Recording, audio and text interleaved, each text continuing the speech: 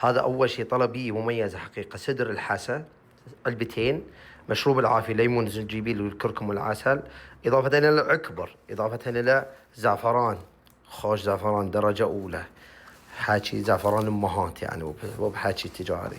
حبوب لقاح برية ما شاء الله تبارك الله، بري الشمال يعني نتكلم، الجنسج الكوري.